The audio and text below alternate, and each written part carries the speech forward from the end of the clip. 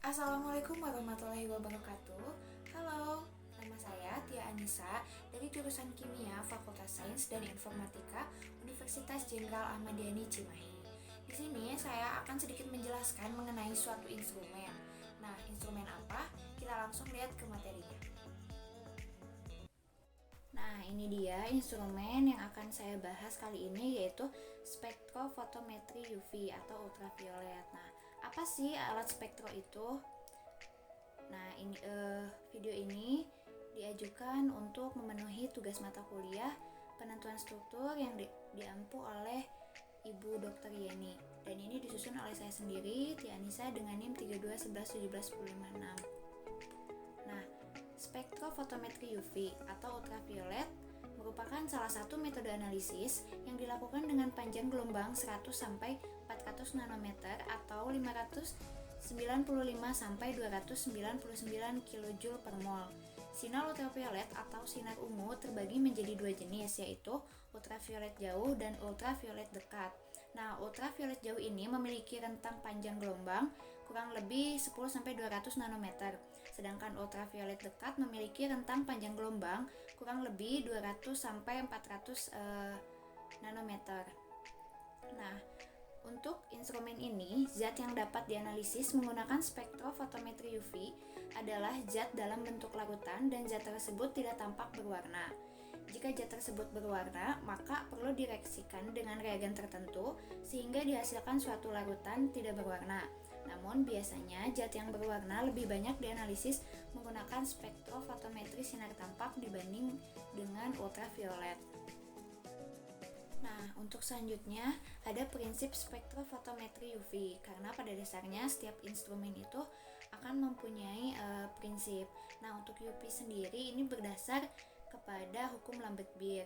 Nah, hukum tersebut menyatakan bahwa jumlah radiasi cahaya tampak, ultraviolet, dan cahaya-cahaya lain yang diserap atau ditransmisikan oleh suatu larutan merupakan suatu fungsi eksponen dari konsentrasi zat dan tebal larutan.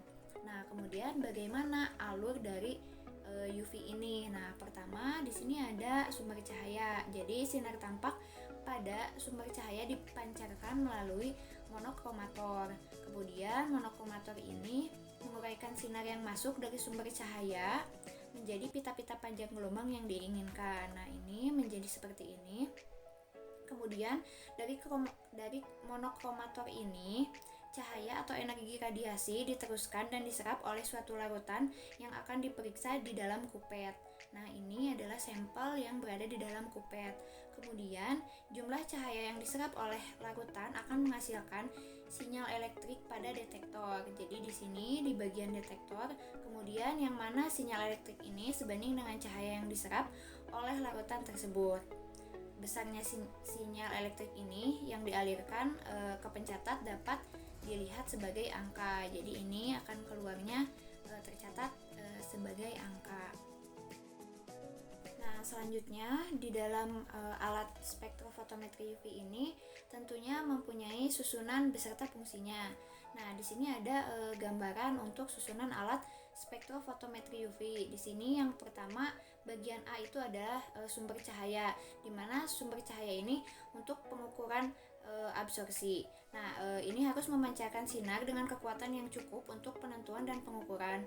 Juga harus memancarkan cahaya berkesinambungan yang berarti harus mengandung semua panjang gelombang dari daerah yang dipakai.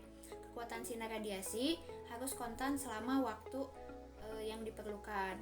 Kemudian bagian B ada monokromator. Ini berfungsi untuk memisahkan radiasi ke dalam komponen-komponen panjang gelombang dan dapat memisahkan bagian spektrum yang diinginkan lainnya. Kemudian ini bagian C itu terbagi menjadi dua, dan ini C itu adalah sel absorpsi. Ini dipakai dari bahan silika, kupet dan plastik banyak dipakai untuk daerah sinar tampak. Nah, kualitas data absorban sangat tergantung pada cara pemakaian dan pemeliharaan sel.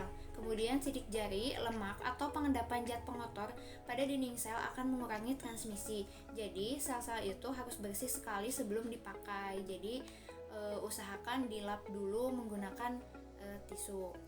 Kemudian yang terakhir ini bagian D itu ada detektor, di mana yang sebelumnya dijelaskan itu untuk menghasilkan sinyal elektrik. Nah, di mana sinyal elektrik ini sebanding dengan cahaya yang diserap. Sinyal elektrik ini kemudian dialirkan ke alat pengukur. Nah, jadi nanti keluar hasilnya seperti apa. Selanjutnya ada istilah penggunaan UV atau ultraviolet. Di sini ada 4. Yang pertama ada kromofor. Nah, kromofor ini adalah gugus fungsi yang menyerap atau mengabsorpsi radiasi elektromagnetik di daerah panjang gelombang ultraviolet dan daerah cahaya tampak.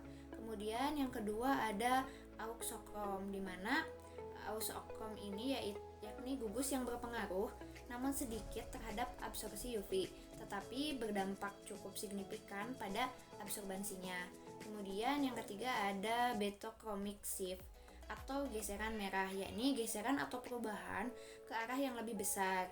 Penyebab terjadinya peristiwa ini adalah adanya perubahan struktur, misalnya adanya auxokrom atau adanya pergantian pelarut. Kemudian yang terakhir, yang keempat ini ada hypsochromic shift atau pergeseran hipokromik atau pergeseran biru, yakni geseran atau perubahan ke arah yang lebih kecil. Jadi kebalikan dari betochromic shift.